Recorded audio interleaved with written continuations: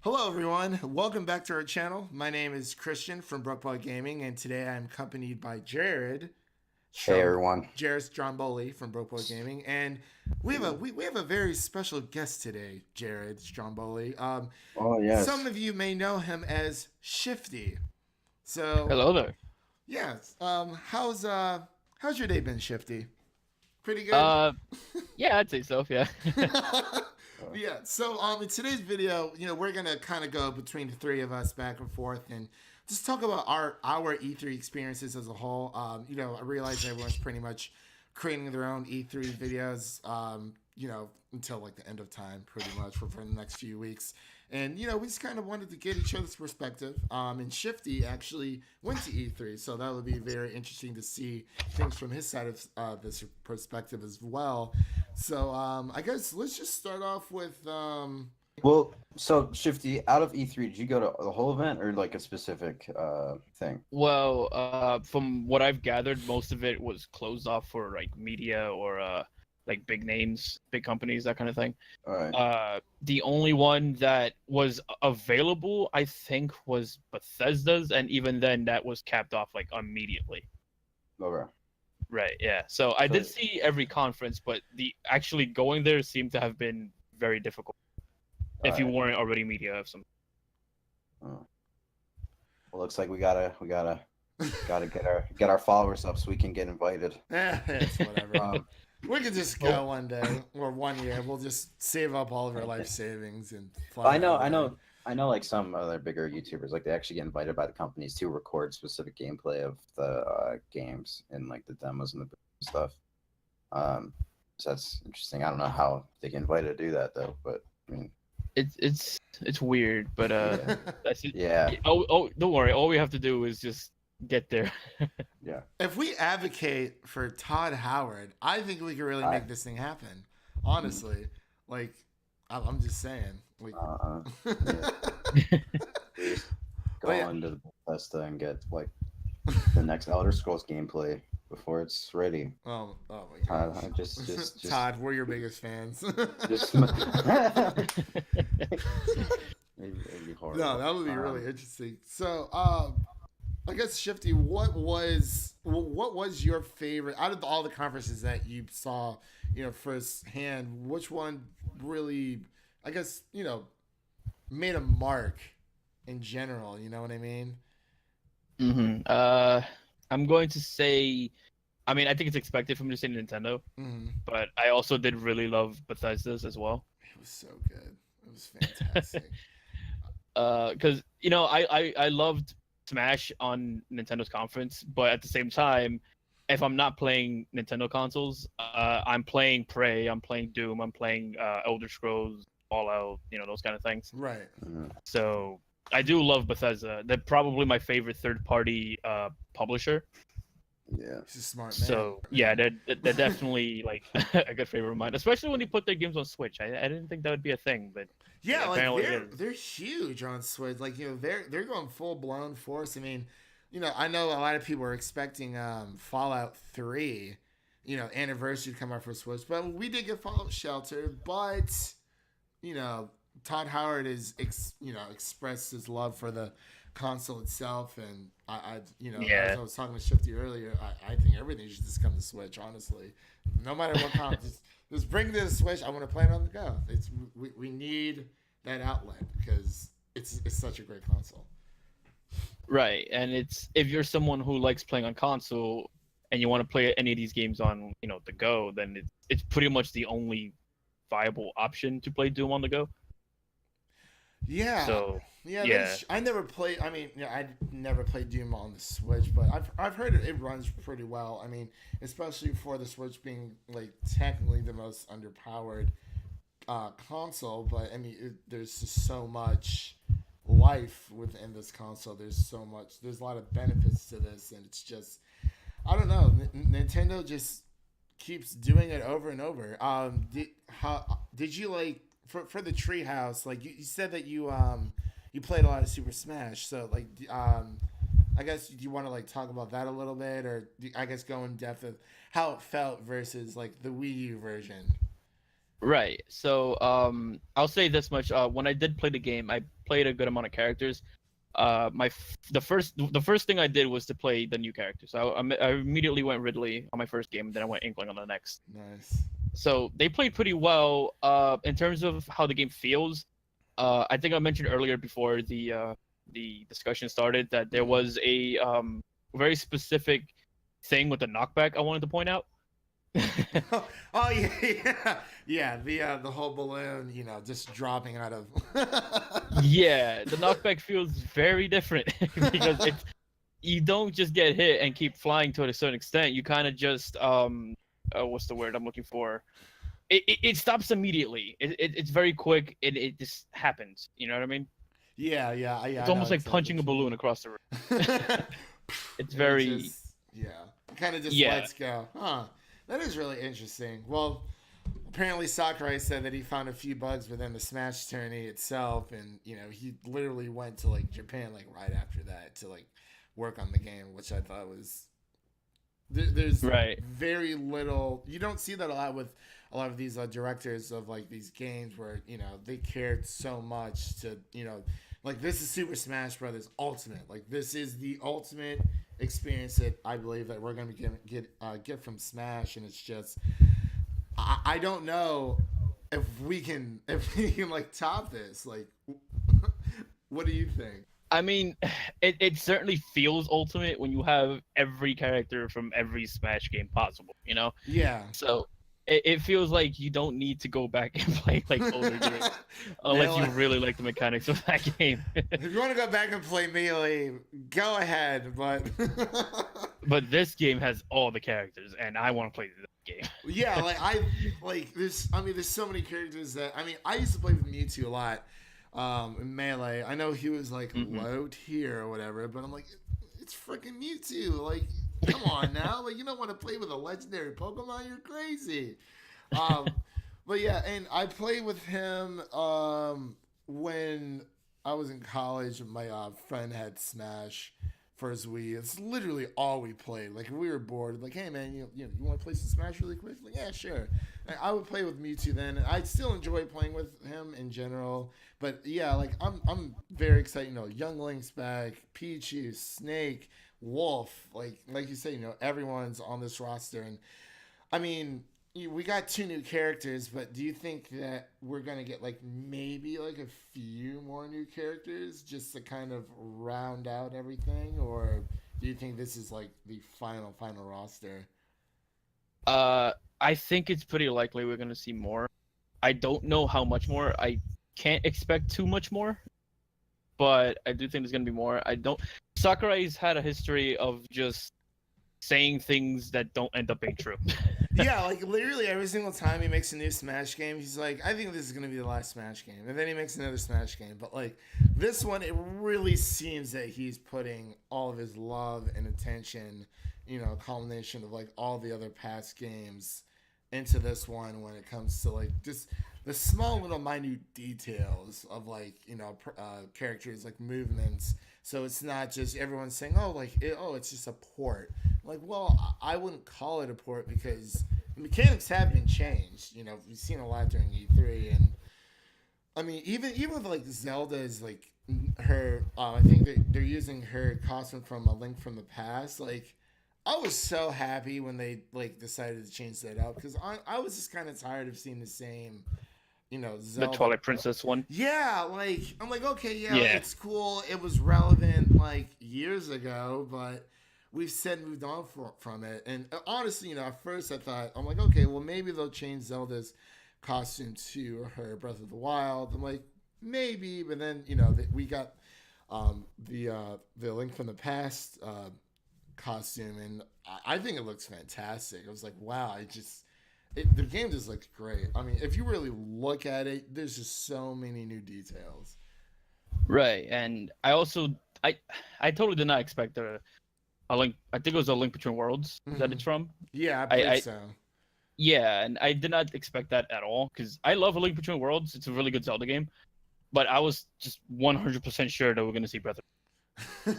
That is true. Yeah, because I mean, Yeah, I just started playing the game, and Zelda just started appearing a little bit more and more as I'm playing through it. Trying to hunt down these picture memories. I'm like, oh, okay, well, I got to do some online digging for this one. I was like, wow, like they can't just like tell me where these spots are. Like, I guess that wouldn't be much of a challenge, but I'm like, wow, I'm like, if it was like five, I'm like, okay, I'm like 12 memories.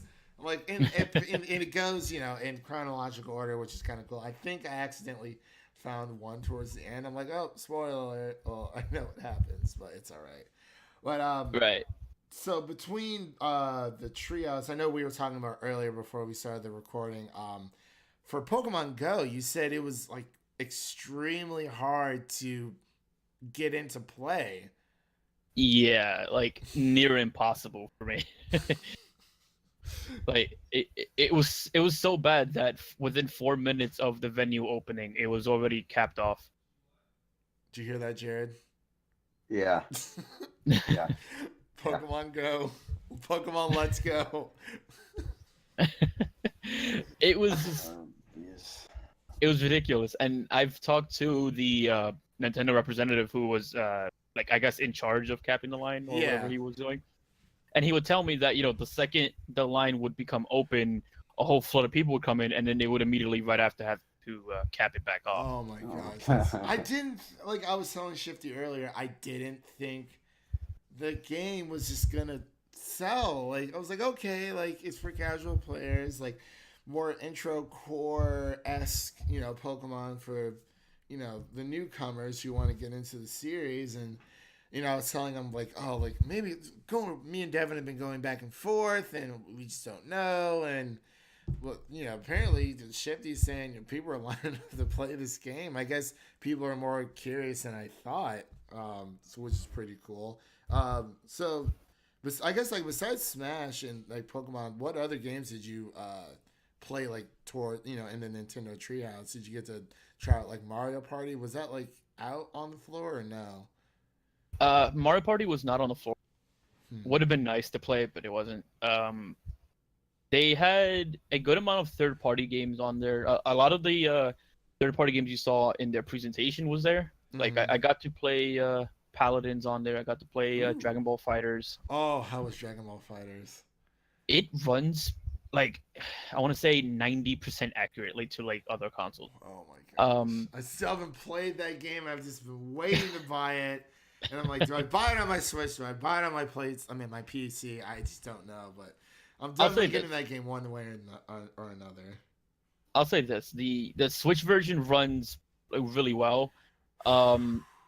It doesn't have much problems on it. The only time I've ever seen any kind of frame rate drop was in the middle of like, say you have an assist out and you guys are doing multiple, let's say level 3 special moves.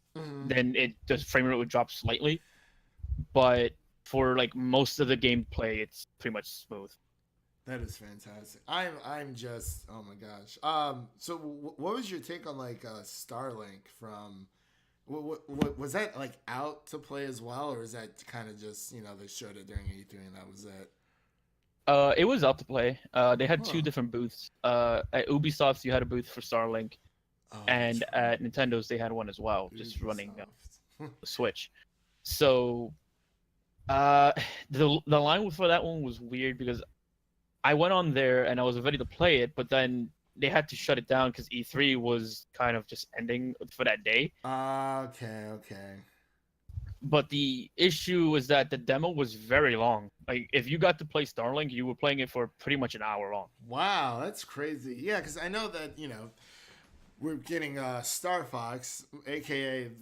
I think this is Star Fox's game for the Switch. Because they're like, yeah, there's all these special, like, missions you get to play with Star Fox in the Switch version. I'm like, oh, so it's the Star Fox game people have been waiting for forever. But no, it does look really interesting. I've never been too much of a fan of like the whole Toys to Life thing, but I guess you can play it without the toys. I'm not too sure. I asked the Nintendo rep if the Star Fox like version of it was playable there, but it wasn't. They just had it for show. Oh dang, that would have been. So they only let you play the regular ships, and it seems to work very weirdly, and I'm not sure if I like where it's going. But essentially, if your ship blows up, you can put down another ship and you start fighting again. But then I wonder, what do you do if you don't want to buy more ships and you just want to? Right. It'd be weird. Because then that just sounds like someone's paying for extra lives, essentially. Yeah, of course. It's like, oh, there's that microtransaction-esque thing again. But I think it'd be really funny if like your ship blows up in the game, then like your actual toy ship just like, I don't know, like it just falls apart. Right. It just like kind of. It's like, whoa! You got to pick up the pieces and put it back together. Like, I would say that would definitely make me very, very careful not to die, because I'm way too lazy to rebuild all that.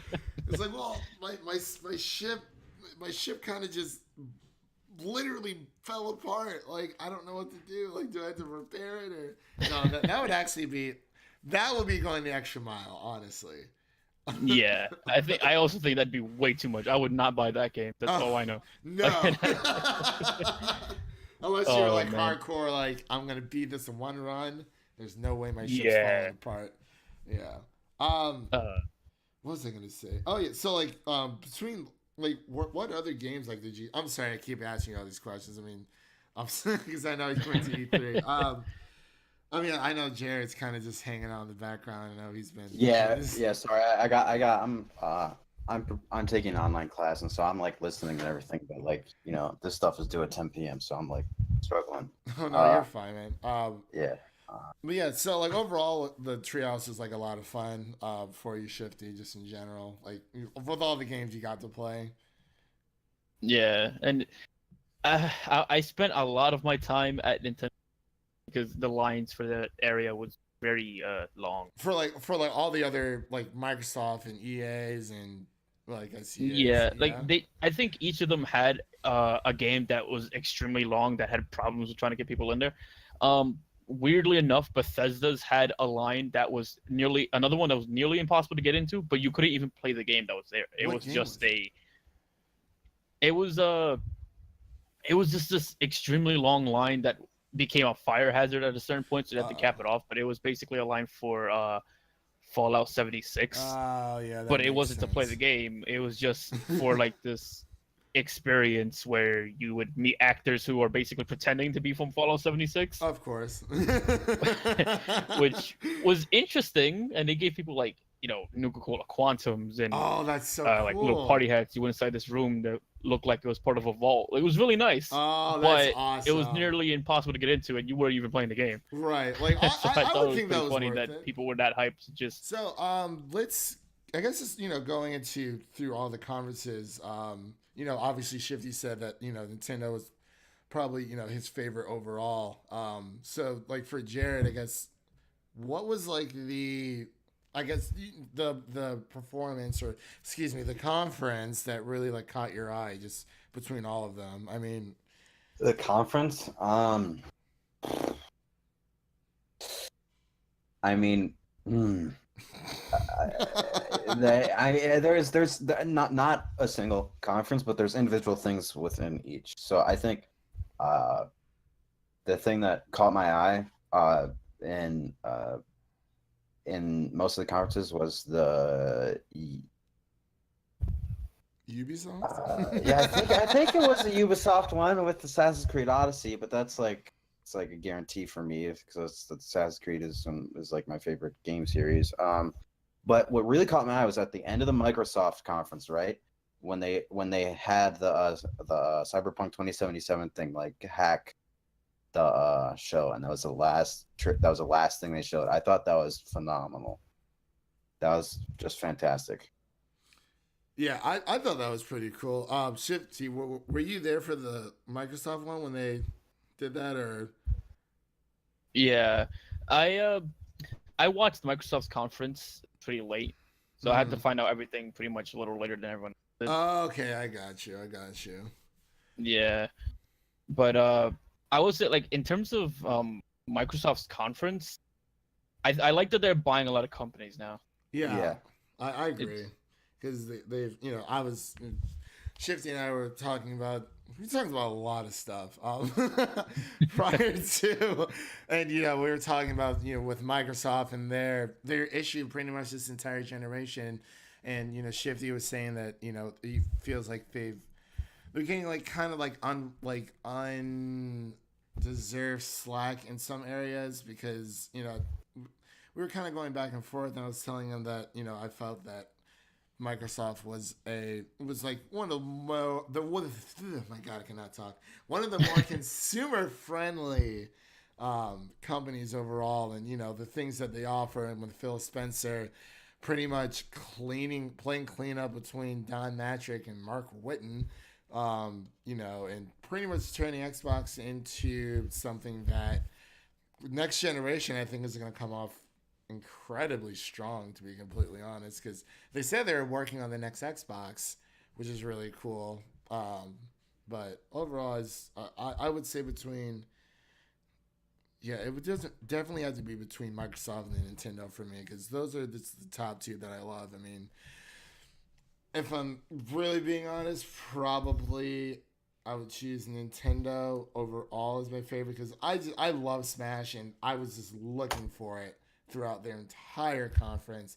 I was like, okay, yeah, Damon Ex Machina, and then Super Mario Party, and then Fortnite. I was like, okay, everyone was speculating that. I'm like, where is Smash? And then they finally showed it. I was like, Sakurai, how you doing?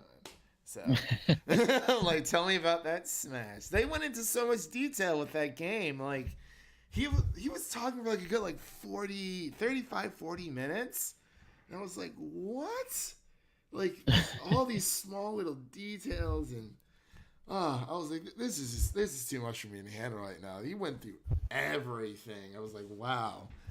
But yeah. So how was did you go to the PlayStation conference, Shifty, or was that something you just kind of watched on your own? I watched it, and then I went to the show floor basically. Oh, okay. Okay. I see yours. Yeah, because a few of us were watching it. I was just, I don't know, I was kind of weirded out, just like how they had like the multiple venues at first, but it made sense overall because they were trying to fully immerse these people into whatever between The Last of Us and whatever everything else that they were showing, which was kind of cool. But Jared, Like, sorry. What did you need, Christian? I was just gonna ask, I guess, PlayStation's conference. What was your thoughts overall? Like, I guess we can like rate this in general. It's just that Rate PlayStation's conference, I'd give it like an 8 out of 10. Maybe 9 out of 10. I mean, it was good. I was interested in Spider-Man PS4. I thought that was phenomenal. The Last of Us 2 was an excellent presentation. And then there was that one samurai game that I forget the name to. That was phenomenal as well. I think it was like Ghost of Tsushima. Yeah, Ghost. Like yeah, I think that's exactly what it was. Ghost of Tsushima, and I think, yeah, I mean, it was good, but like I only have a PlayStation 4 for the exclusives, and those were the exclusives that were shown. So like, I'm happy with it. It's okay. I thought it was a little bit weird that they had like people get up in the middle of the conference to switch venues. Like that's like going to the theater and then telling people like, oh, yeah, sorry, we got to move down the street to like Denny's to like for the rest of it. So I know you guys are trying to go to IHOP, but IHOP just opened up down the street, and we're going. That's It's is like, that a thing? Like that's an actual thing, right? Like the whole IHOP. Yeah, it's a temporary change. Oh, so it's not like a separate chain restaurant. There's not like IHOP and IHOB. It's just nope. It's IHOP. IHOB. Disappointing. International House of Burgers. Oh, I was gonna say bananas, but no. Oh my gosh. But yeah.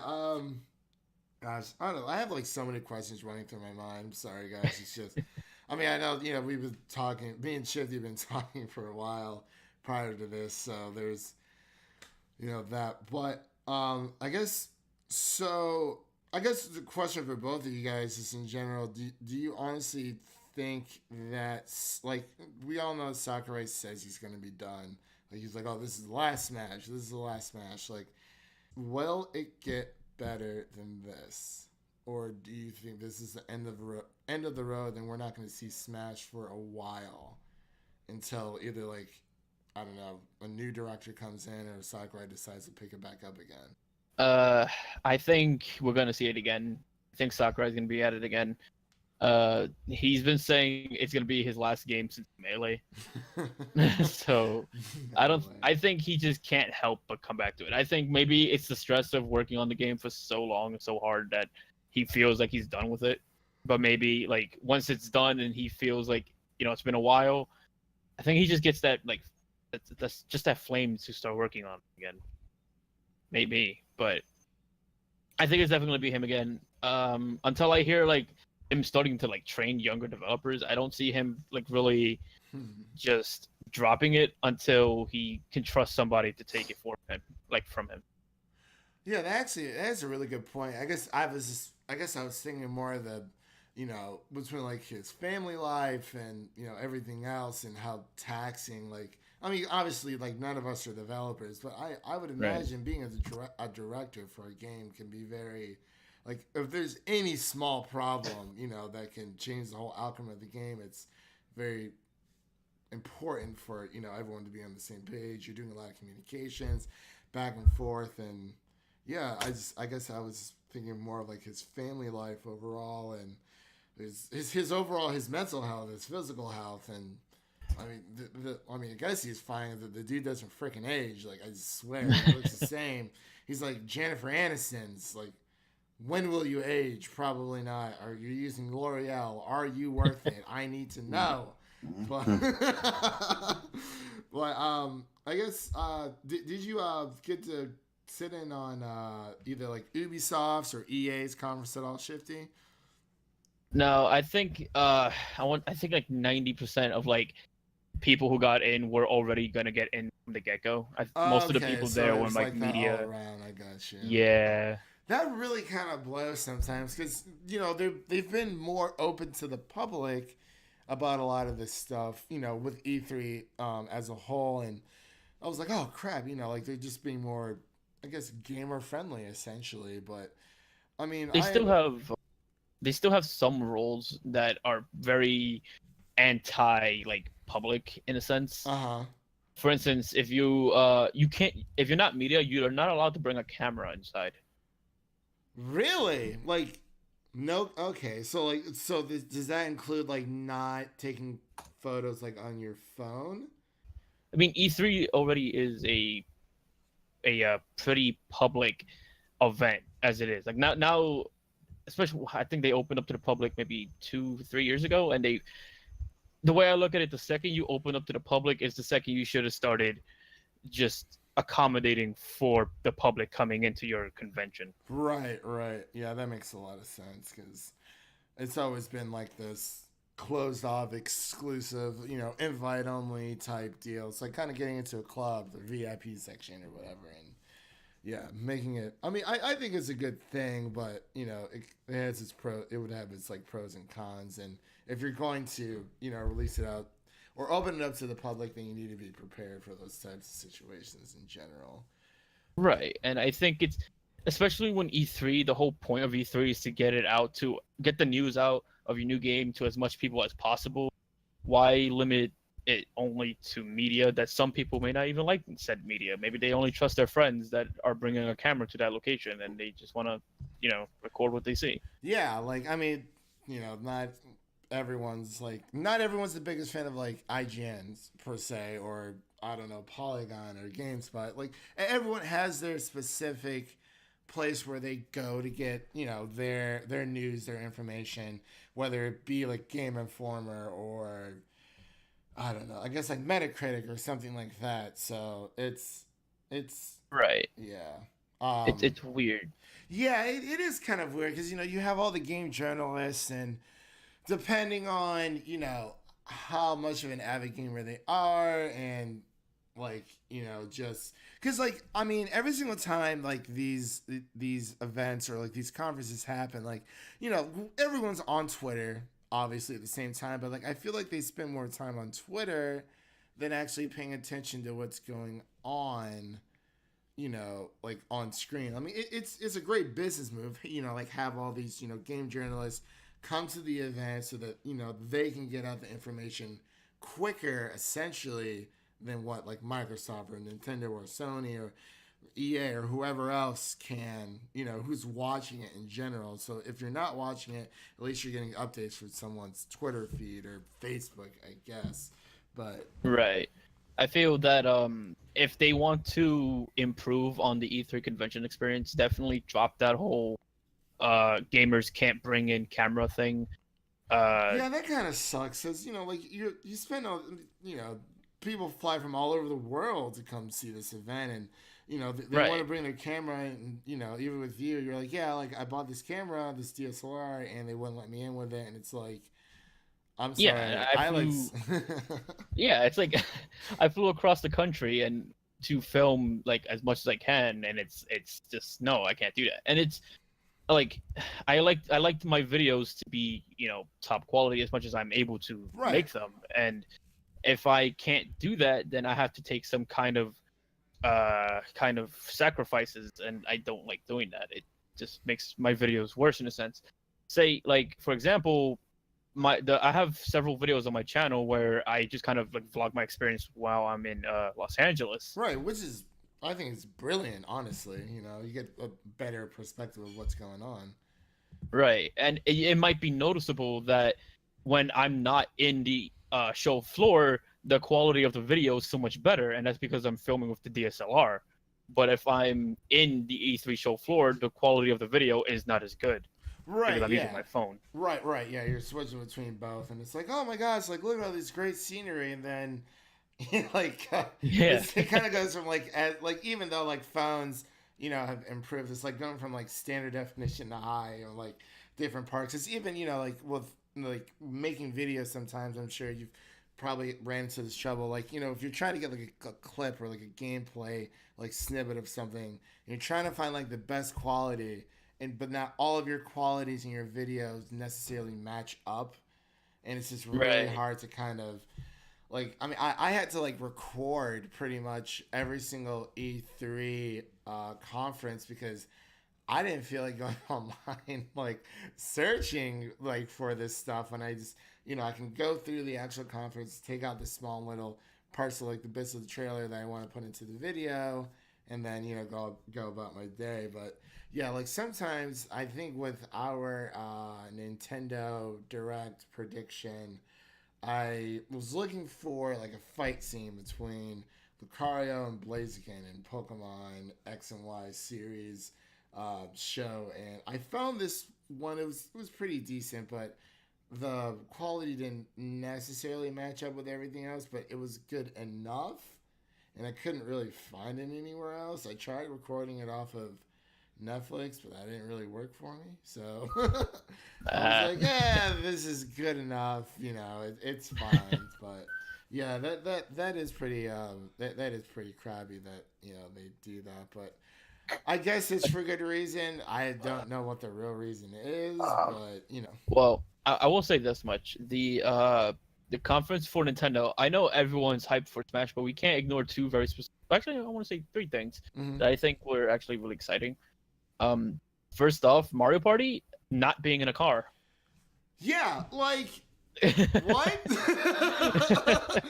I was like, oh, okay. I mean, I guess. I mean, I know that there's online multiplayer, quote unquote. Yeah. Like, but like, okay, like I get Mario Party is all about bringing people together and playing within the same room, but dude, I live like 2 states away from all of my friends. Like I have friends down here, but none of them own a Switch. So I kind of just, play online with my friends, and I kind of wish Nintendo like acknowledged that. And then the whole Fire Emblem thing. Like, Yeah, and that game looks great. yeah, like I'm like, okay, I'm like, it's coming out this year. It's coming out. I've never played a Fire Emblem game, honestly, but I've watched people play it, and it reminds me of Final Fantasy Tactics Advance. That game was just too good. Like, oh my gosh, I love that game. And I've watched people playing on YouTube or just anywhere I can pretty much find it. And it looks really interesting. And I was thinking about picking it up this year, and like, oh, it's not coming out to 2019. So yeah, I guess that's cool. I mean, there's a lot of things that we thought were coming out this year that's not coming out to 2019. Kingdom Hearts, I'm looking at you. But it's okay because With your 40 trailers. oh my gosh, dude. Well, like half of them were the same. Like they showed it Yeah. on Xboxes, we're like okay, and then they showed it again at Square Enix's. I'm like, okay, and then they kind of showed the same trailer during Sony's. I think I saw we've I seen think- like you said 40 trailers. It's like what? Yeah, I think Sony had like the only one that was actually different because the one on Xbox and Square Enix's, they were the same trailer with like 1 or 2 scenes added. Right. I'm like, okay, I can only watch the same freaking trailer like so many times before. I'm like, you guys really just showed the same trailer? Like, it was like, hey man, can I copy your homework? Yeah, sure. Just make sure it doesn't have any of my original artwork on it. I got you. Yeah. man. And it's like the same thing minus like one small little scene. And it's like, oh, this is mine. Like, here's the small change that I made. It's mine. I'm like, no, that's not how this works. Like, just be a little bit more original. But yeah, Mario Party and what else did they show? Mario Party, Fire Emblem, but I think like the very first game that they showed off, I forgot exactly what it was called, but it was a mech game. I think it was called like Demon Machina. Yeah, Damon X Machina, something like that. Yeah. Yeah, that looked interesting, and apparently a lot of the artwork is being done by the Fire Emblem team. Really? I did not know that. Huh. Yeah, I had read up on it a bit, and apparently that's what it is. And if you look at some of the character designs, yeah, I could kind of see it. It's actually really interesting, and a lot of the people who worked on that was working on I believe Armored Core. Oh crap! I did not know that at all. Wow. The more you know. That is really interesting. Yeah, because I'm trying to figure. Yeah, Damon X Machina did look really well because when the direct first started, I was so giddy. I was like, come on, show me Smash, show me Pokemon, show me something. I was actually hoping they show like maybe a little teaser for like the actual core Pokemon game that's coming out in 2019, and I was like, yeah, it was like a long shot because it's not coming until the second half of 2019. I'm like, okay, all right. I guess I'll forgive you this time, Nintendo, because you pretty much are releasing 3 Pokemon games within 2 years of each other. But yeah, it was. I just love Pokemon, man. I'm very very excited. Like I was saying earlier with the Pokemon Go, I don't know, but I mean, what more new Pokemon could they honestly add? There's like a little bit over 700 right now, and that's daunting, honestly, going in to a franchise with that many Pokemon instead of like, oh, there's only 150. And I can understand why they made the Let's Go series between all of that to kind of ease, those people into it. But back to the Direct. I'm trying to figure with Mario Party, we have Fortnite. We didn't see anything about Yoshi or what was it? Metroid? Yeah, Metroid, or, oh my gosh, Animal Crossing. I literally keep blanking on that. I've never played an Animal Crossing game, but I know a lot of people who, like, adore that franchise. And they're like, there's no Animal Crossing, there's no Animal Crossing. And, like, I guess I didn't mind it as much because I was just looking for Smash as the number one thing because I wanted to know who's going to be in the game and whatnot. But I know a lot of people are heartbroken about that. It's funny because on the podcast I run, Nintendo Vidcast, we had talked about this for a little bit, like whether or not we would kind of want to see these games or we expect to see these games. And I had said that I predicted that basically we would not see Metroid Prime at all. And I think it's obvious that we wasn't going to see that game because considering that all we had was just a logo, I didn't think we would see full gameplay just a year later. Right, yeah, because I was actually, we were talking about this on our, I guess you call them podcast discussions. I guess it doesn't really matter for us, but I think it was in our either third party predictions overall or Microsoft prediction that a lot of these game developers, they're so they're quick to get the information out there. Like even when we saw like Bethesda's like, hey, like we're working on Starfield and we're working on Elder Scrolls. It's like, okay, that's fantastic. We know that those games are within the works, but sometimes it's like, if you're going to show like as many trailers as they have for like Death Stranding, or if they did for like Spider-Man, or I don't know, just pretty much any game in general, or like Gears 5, it's like I kind of want that game to come out within that year or a little bit later within the next year, because it's like it's kind of like what's like some people kind of think like what's the point of showing off like a logo, like for Metroid or like Elder Scrolls 6 if there's no like release window with it. But I guess that's just person to person, or like depending on how far the developers are within the stages of that, because they might be working on other projects as well, so you got to keep that in mind. But sometimes, that is true, yeah. Sometimes it's a little annoying. Like, okay, Kingdom Hearts 3 was like a perfect example. Like that game, they're like, oh, Kingdom Hearts 3 is coming to PS4 and Xbox One. And like it was either like 2012 or 2013 E3. I was like, oh my gosh, I'm so excited. I'm just so bloody excited. And then it's 2018. That's 5 years later. Right. And we've seen little bits and pieces of it, but overall it's like, okay, like we've seen the demos. When is the game coming out? When is the game coming out? And they're like, yeah, you just gotta wait and see. Like, okay, yeah. Oh man, it's like every company has some game that's like, yeah, it's announced, but you're not gonna see it till like whenever the fuck we feel like it. Literally, it's like when's it gonna come out? When it bloody comes out? Oh my god, it's like we'll get around to it when we get to it. Like, right? Yeah, I honestly do think that like companies should kind of just be a little more conservative of when they announce their games, because we have how many E3s now have we seen? Crackdown 3, Death Stranding. Oh my god. I think Spider-Man might have been one. Last Guardian, right? Like at this point, I'm thinking, you know what? Just if you want to announce it early, all right, fine, but just don't show it to me until it's ready. Right. It's like I don't even care if the game comes out anymore. That's a lie. I do, but but yeah, no. Crackdown 3 is a great example because we saw it like 2 years ago, and it was like, okay, like it was just like a logo. I'm like, oh my god, Crackdown 3.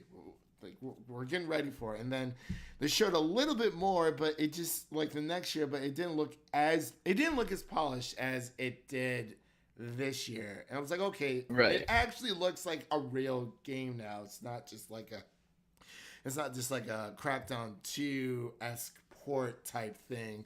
By the way, Super Smash Brothers Ultimate is not a port, people. I'm just putting that out it is there. not a port. New mechanics, has all the characters. Come on, how can you not see this? It's a port. Please. How is it a port? How? There's literally every character is there.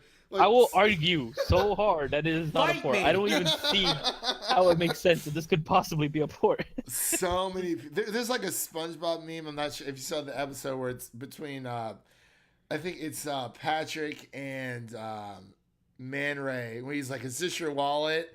And he's like, oh yeah. And it's like, okay. It's like, so the new Smash Brothers came out. Patrick's like, yep, and it has all these different new mechanics and more characters in it and all the stages. And he's like, yep. They're like, so it's a new game. And Patrick's like, no, it's a port. I'm like, oh my gosh. Fucking. Oh man. But, at that point, what is a sequel exactly to you? Like if that's the case. Right? Oh my gosh. This one guy on Twitter. Oh my gosh. It blew my mind. He was like, well, isn't every single like Smash Brothers game technically a port from like the 64 then or something like that? And I was like, huh. I don't know what it was exactly. He made a really good point. There's this guy on Stealth. I think his name is Stealth. He was like replying to his type stuff, and it was wow, man. It was the funniest like tweet. If I find it, like I'll either put it on screen or definitely like remind me to like bring it up later. But it was just the funniest thing I've ever seen. Like, Right, yeah. oh my gosh. I don't understand that. I will say, every year I'm always excited for Microsoft. I am, Only dude. I am. Yeah, because I understand like why some people dislike them. They've been in a very difficult place for a very like I won't say a long time, but a good amount of years, right? For this Amen. entire generation, Mm-hmm. and I understand why.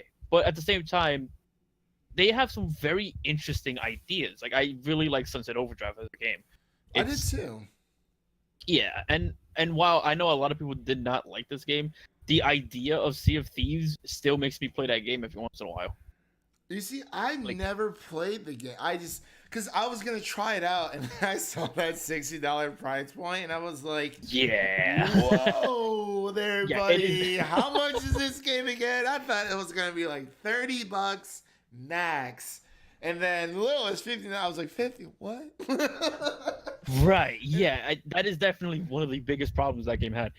The game is, for me, for all intents and purposes, a really fun game, and playing that game with the proximity chat and just sailing the seven seas, seven seas, or the Sea of Thieves, whatever they want to call it. But it's just a lot of fun. I've met a lot of friends on Xbox through that game, Okay. and it's weird. Like you would think, like, oh, this guy, he comes from a Nintendo channel, he would probably hate or You dislike probably Microsoft. hate every No, other no, I think publisher out there, they don't have. you? I like their ideas. It's just they need to find that golden ticket game. Like they need to make a game that makes their console attractive to the general I'm telling you, man. audience. I guess would be It's the word. Fable. It's Fable. It's oh my gosh. I'm Well, I'm sorry. What? no, I What? was saying it's that console seller they're looking for is Fable. I would love Fable to be that big, heavy hitting thing because Fable's a great it's a great franchise altogether. I want to see that come back. I want to see Halo come back to a more like respected place. I want to see. Yeah, they kind of went a little bit like I mean Halo 5 multiplayer was a lot of fun, but the story was like lackluster a little bit to me. Yeah, and I from what I've seen, a lot of the Halo fan base feels that way as well. I will say that in terms of Gears of War, I don't think Gears has really changed that much in terms of quality. I think they've actually went up from Judgment. Oh my god, Judgment. Oh. Yeah. Oh, I almost Exactly. forgot about that game. It's like with Resident Evil Raccoon City. I was like, oh man, I was so like, Judgment. I'm not trying to be like a downer about it because I hate talking bad about a game unless it's like literally a terrible game. But Right. yeah, I mean, Judgment just wasn't my cup of tea. But I do agree they have definitely gone up within the scale has just gone upwards, and I like how with Gears of War 5, it wasn't just like showing like, oh, like we're at war, blah blah blah. It was showing like the characters and whoever had died during that trailer. I don't know who it was. At first, I thought it was Marcus, and then I'm like, oh no, Marcus just appears next to I think her name's Kate. Like out of nowhere, I was like, all right, so Marcus isn't dead. His son's not dead. I'm like, who's dead? I don't know who it is, but I definitely agree with the whole. Like I was saying, the quality has definitely gone up. It seems more. I think Gears 5 is going to be very like character focused, like story driven wise. Gears of War 5 is definitely going to be a more character-centered game, considering that the entire trailer has very little to do with the main character of Gears 4, Right. which you would think with like starting a new trilogy, they would, continue focusing on the same character, but no, it's focused on a side character that was in the previous game. And while it kind of makes sense because I don't want to like spoil the ending of Gears 4 here or anything like that in case Right. anyone out there hasn't played it. But I do agree with Gears taking a different turn, but they had the Gears pop thing that I was kind of confused about. I don't Weird. know what that is, and then they have the RTS version, pretty much the Gears version of Halo Wars, I guess. Or like XCOM kind of. Yeah. XCOM would probably be a better comparison for that. But yeah, Yeah, it was weird. it's interesting because I do like XCOM. You know. Mhm. Oh my gosh. When it comes to like that weird XCOM Gears thing, I like it. I'm not super sold on it just yet because I want to see like what else it's going on with that. Mhm. But at the same time, I do like XCOM and I do like Gears, so it's a combination that kind of works for me. It's kind of like when Nintendo had their Mario Rabbids game. Yeah, like at first I didn't think that was gonna sell as much, and then it ended up being like really, really cool because I know Miyamoto's been like a huge advocate for that, and with the new DLC that came out as well. Yeah, and it's like you wouldn't think Mario plus Rabbids in an XCOM style would work, but Yeah, it I did. was like, what? Like the rabbits themselves are weird enough, and then yeah, it just gets even weirder, but it works. So Yeah, kudos. it had a good, system working for it, good mechanics, and you know what? With the selling power Mario has, that game already sold well regardless. Oh, So I know, dude. That was insane. I was like, wow, it's really good for Ubisoft and definitely good for Nintendo because, the Switch is like the first console that's truly, gravitating towards third party support. And I think it's really, right, really great that, Nintendo's, they're pretty, they're getting the, like, I guess the limelight that they deserve, kind of, sort of, because they make great games. It's just, everyone thinks Nintendo, and they're like, oh, those are kid games. It's like, well, they're being more progressive when it comes to a lot of these things, because like we've all, from the Wii U, it was just. It was rough for them to, and I hate it when these companies have to go through those rough patches because we've seen the potential that Sony has, especially with Microsoft and even with Nintendo, and like we've seen them shine at pretty much like their at what they do best, and it really sucks when they hit a snag, and it's not necessarily their fault, or it's just a bad marketing idea, and things kind of just get turned around and all that right, yeah. jazz. And I will say that the people who say that Nintendo is like has like little kid games it's a little close-minded, I'd say, because I okay, agree. so I'm sure many of us out there who are adults go out to movies and watch, Pixar and Disney and, Oh yeah, dude, I just saw you know, Incredibles 2 yesterday. That movie was exactly. fantastic. I absolutely loved it. Right. And you don't hear people go like, "Oh, you're watching Incredibles 2? Wow, what a kiddie thing to watch." Like no one says that. They just enjoy the movie. So You're darn I tootin' I'm find watching Incredibles 2. I've been waiting 14 years. Thank you very much. We all have. exactly. And no one's going to tell me that me playing Mario Odyssey is a kiddie thing. Like I'm going to enjoy Mario and I'm going to have fun with it. At the same time, Nintendo also has not much, but they also have exclusives that are M-rated, like Bayonetta 2, for instance. Bayonetta. Yeah. So it's it's a thing. We do have mature games. I mean, hell, an entire mechanic in Fire Emblem is the idea of two people having sex and making a child. Yeah, So it's like, literally. Or it's like when people say like anime is for like kids, and I'm like, okay. yeah, go watch Berserk and tell me that's for kids. Exactly. Like, I'm sorry, just go watch Fullmetal Alchemist. Either it's that story hits me every single time.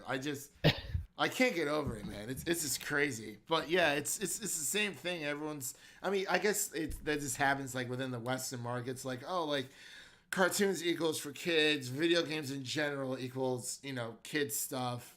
And I'm like, well, like I'm 26 years old. I know people who are older than me. There's people at my work who were like 35, 40 years old. Like, yeah, like they have families and things like that, but they still game when they can, which is all you can really ask for. Like obviously as you get older, you're not going to have as much time as you did when we were kids. Like Right. those are like the golden days. Come home, do your homework, whatever, and hop online, Xbox, PlayStation, or do whatever you're playing on, and play till like midnight or whatever, and just go to school the next day. And you didn't really have that. You don't not as many responsibilities, and like it's people get older.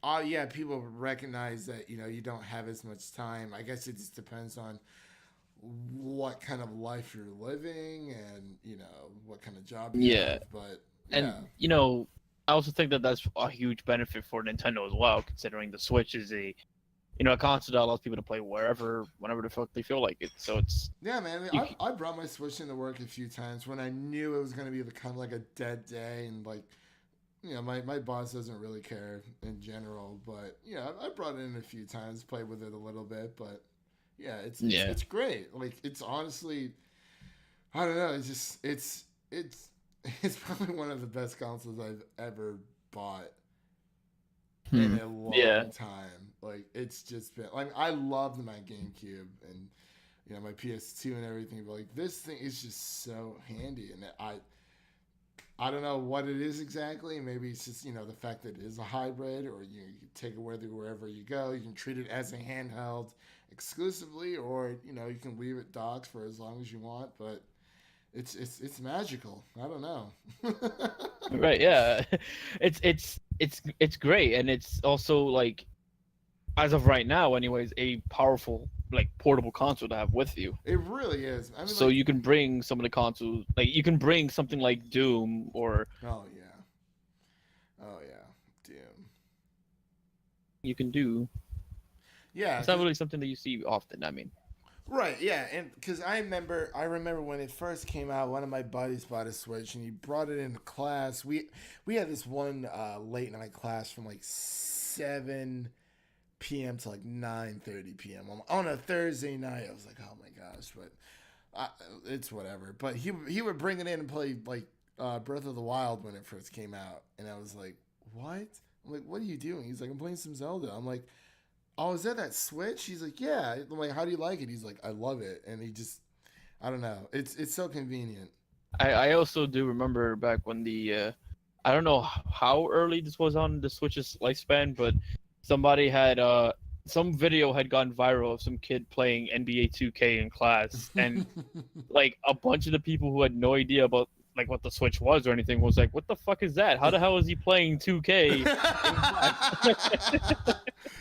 That is beautiful. Oh my gosh.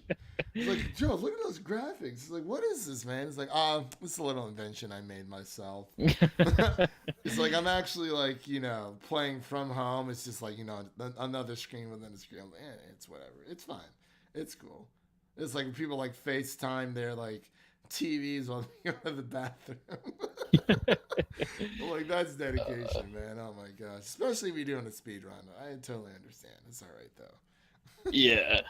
I would say like in terms of not Nintendo like conferences and all that, I think if I had to pick like my top 3 favorite ones, I'm gonna have to say Nintendo, Bethesda, and Microsoft this year. I would honestly have to agree with you on that because those are okay.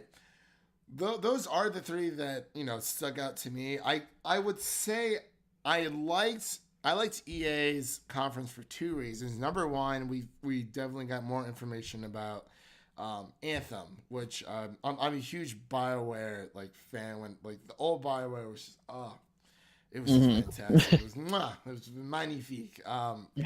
It was I love like Jade Empire, KOTOR 1 and 2, and oh my gosh, like the original Mass Effect games, Dragon Age, all that good stuff. So I was glad that we got a little bit more into Anthem, and I was really actually excited that Madden is making its way back to the PC. So that was kind of cool to hear. Other than that, I was like, all right, well, they have FIFA, yada, yada, yada, blah, blah, blah, blah, blah, like all the other stuff. But I would definitely agree with Sony, Microsoft.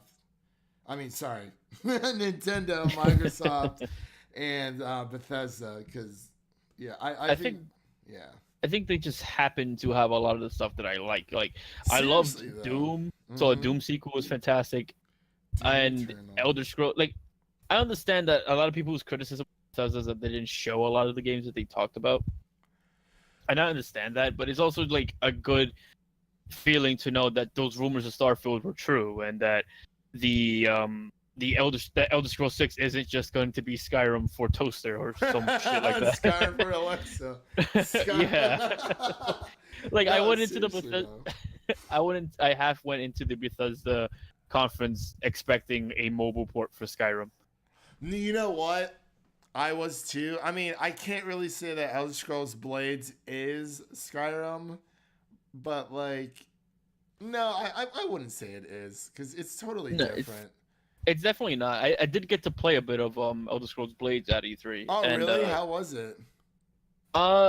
It's definitely not a full-fledged Elder Scrolls game on mobile like they made it seem. Right. I'll say, because they give you a quest, and then I had so basically how the demo worked was that they gave me a quest and they give you 2 locations to go to. So it would be a castle or a forest, right? Mm. I went to the forest, and basically how it looks like it works is that you walk through this forest that's pretty linear in like almost like a dungeon, Okay.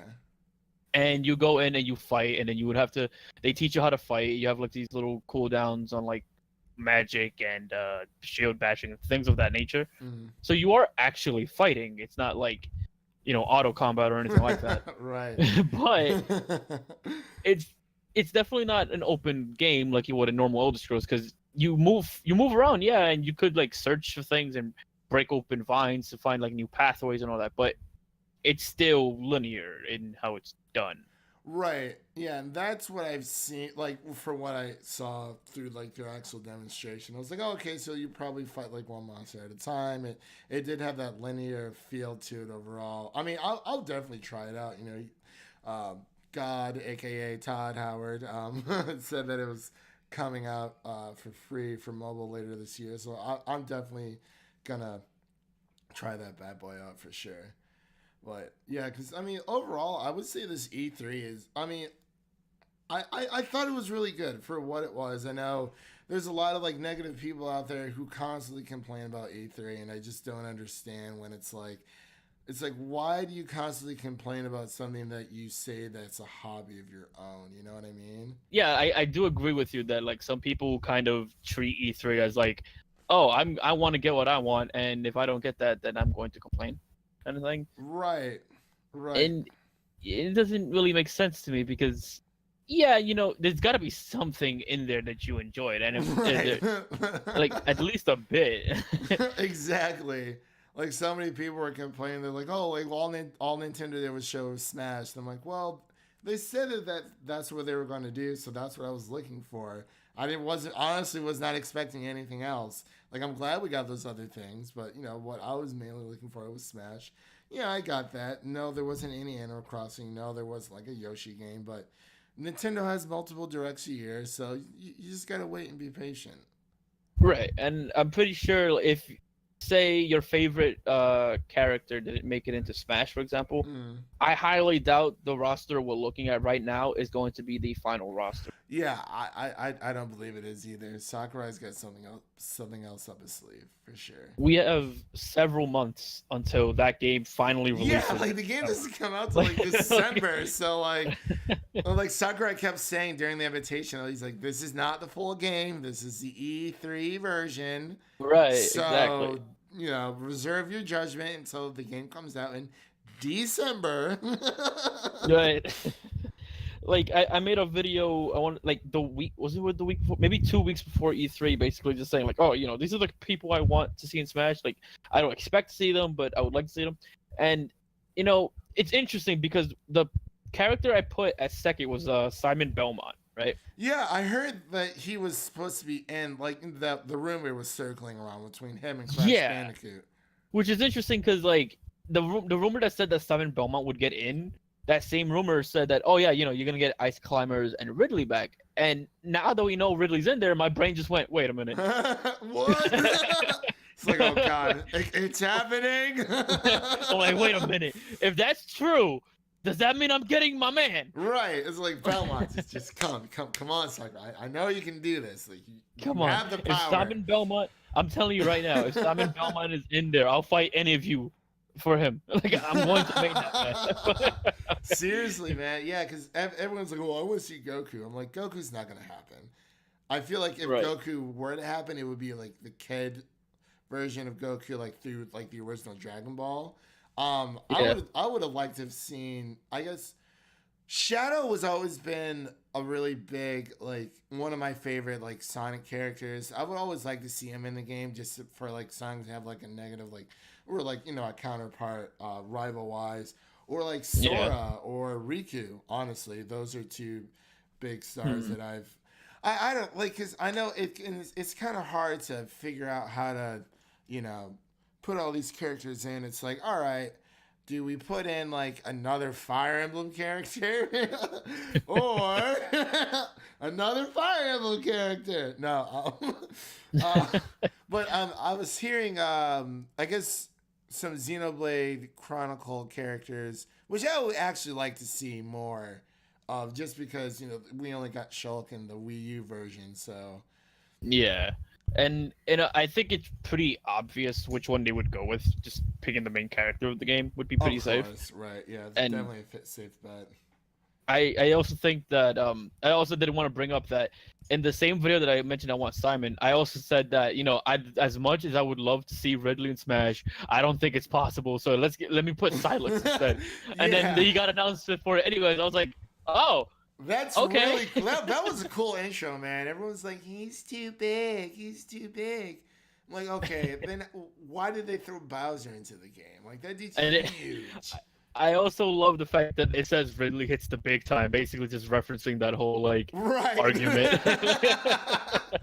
That was Which is pretty just cool. brilliant. I'm like, oh man, Ridley killed like Mario. I was like, He oh. impaled Mega Man. Literally, I was like, oh dude, this is bad, but like it was really awesome. I'm like, oh crap, like Ridley's finally coming. I know Waluigi was another big fighter.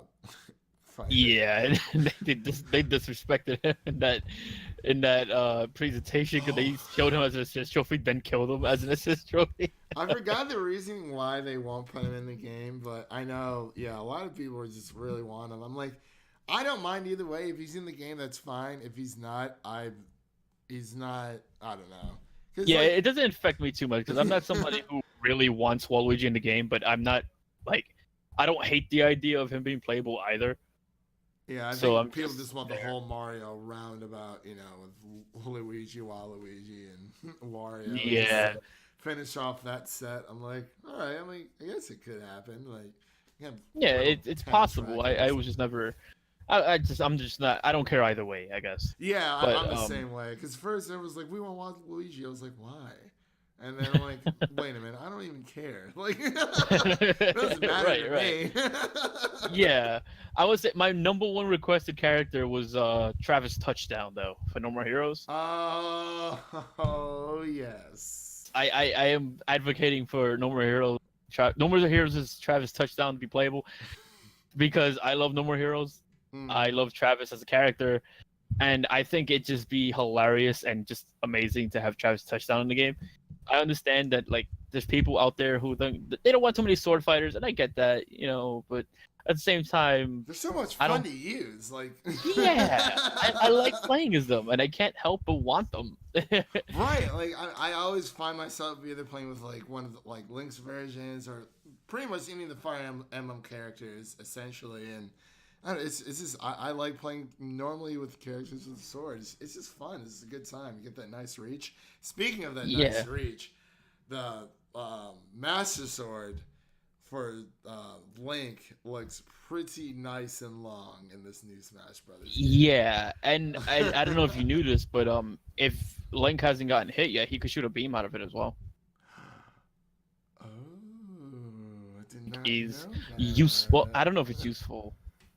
My man Link might be coming back on top. Yeah, but Travis Touchdown needs to happen. I want Sakurai make it happen. Suda51 make it happen. Well, I think he's trying to make it happen actually.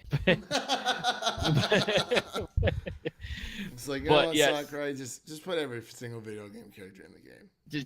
just put Travis. Like if they put, if they could pick one, put like either Simon Belmont or Travis Touchdown, and I'll be like just ridiculously happy for this game. I could Either definitely one see that works. happen. Yeah, like seriously, it's like, come on, Sakurai, is that honestly too much to ask? Just put him in.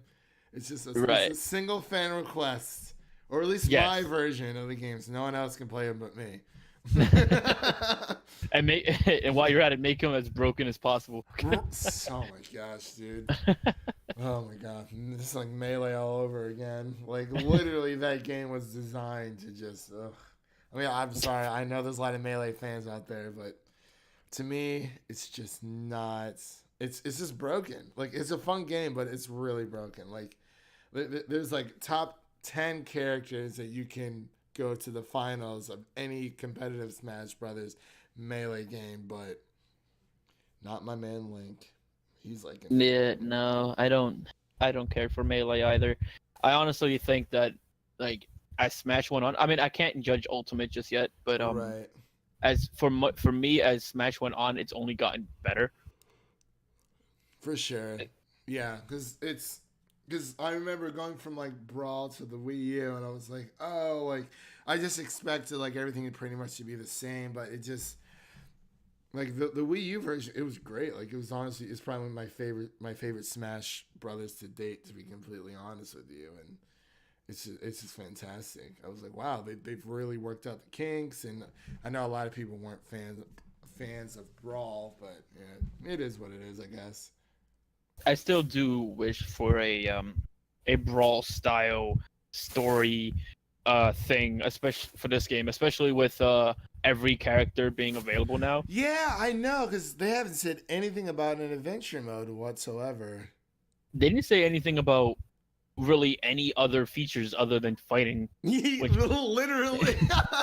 Like, all right, here's the characters. What am I visual? Anyway, here's the characters. Everyone's here. Here's the characters, here's the stages, here's the mechanics. I see you. Peace. That's literally all they did. Yeah.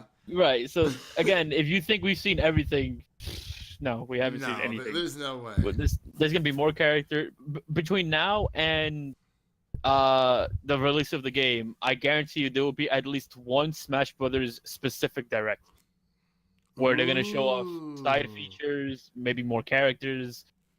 I just don't think it's likely that we're not gonna see the game again without knowing other features or anything like that. It's very unlikely. Yeah, I totally agree. Like, there's no way Sakurai would just have people just buy this game completely blind. Then again, I don't know the man personally, but there's just no way. He cares way too much about this game to just kind of, let Right. I don't know if we'll see like a subspace emissary type story, but before on my channel I said I want to see, right?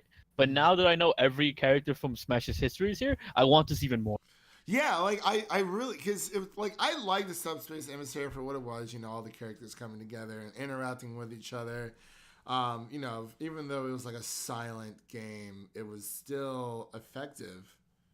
Right, because you kind of know, because I think what it is that everyone already knows what these characters' personalities are like, and you already kind of understand what they're going to do or going to want to do, just by their like body motions at all. Yeah, like their personalities really speak through as well. I thought it was pretty cool. And then Sonic can just end up out of nowhere, like he did in Brawl. I'm like, I thought Sonic was in this game, and he comes out of nowhere at the very ending. I was like, oh, there you are.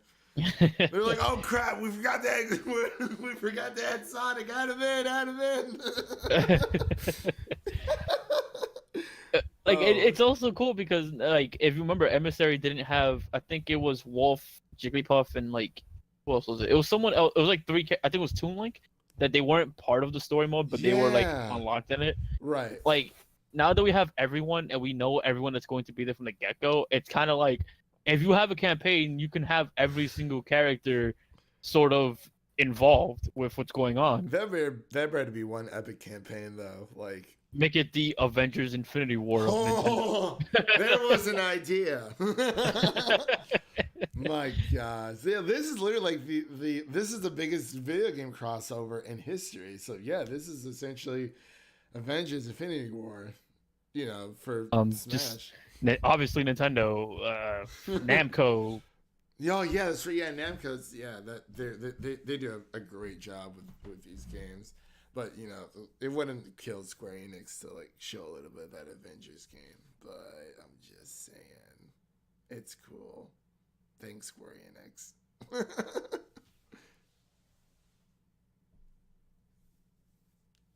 Go again.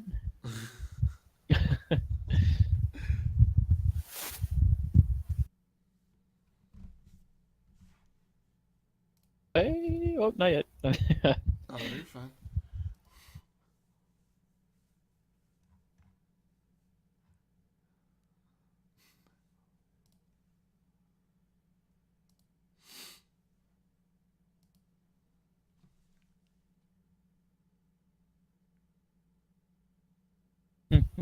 Okay, wait.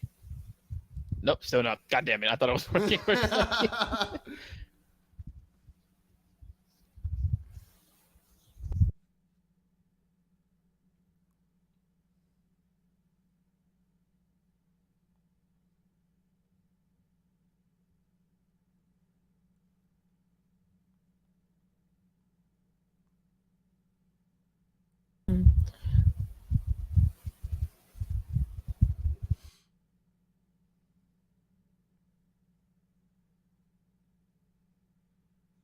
Nope, not yet. Not yet.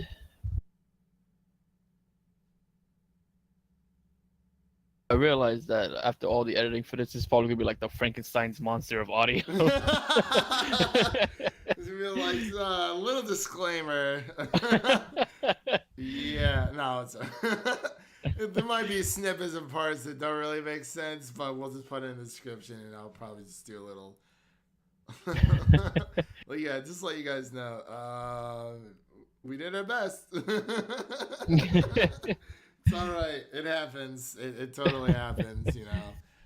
But Oh man, I mean, if we ever can get this like fixed up completely, I'd be more than happy to come back. oh no, yeah, no, you're totally fine. It's yeah. I don't know if it's something. I don't know if it's something on my end or not. Maybe I don't know. Maybe next time, you know, if we decide to do this again, it'll definitely be a like. I know you could do like calls on Discord. I've never like really tried it all that much, but yeah. Was there anything else? Like I think we're right around like we're like an hour and 34 minutes in. Did you want to like wrap this up, or is there anything else you'd like to talk about? I would say that obviously, like my favorite game of the show was Smash Brothers, which is a game I'm excited for. Yeah, that definitely was my favorite of the show. I'm just waiting. Right, exactly. We all are. And when it comes to everyone else, I do look. I think the best game that Sony had was Ghost of Tsushima. Oh, absolutely. Bethesda, from the games that they were actually able to show off, I actually do look forward to Rage 2 a bit. Okay, I got you.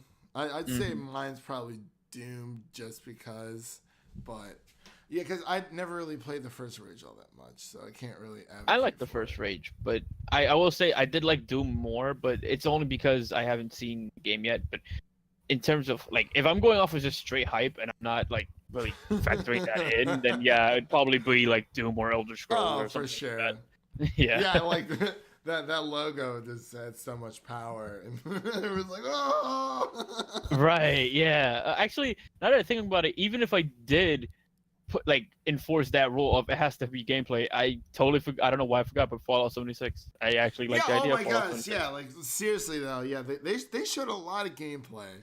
Totally forgot. I'm looking forward to it overall. Yeah, me and my friend are gonna treat that game like fucking like we're Metal Gear, and just try to make everyone not use nukes.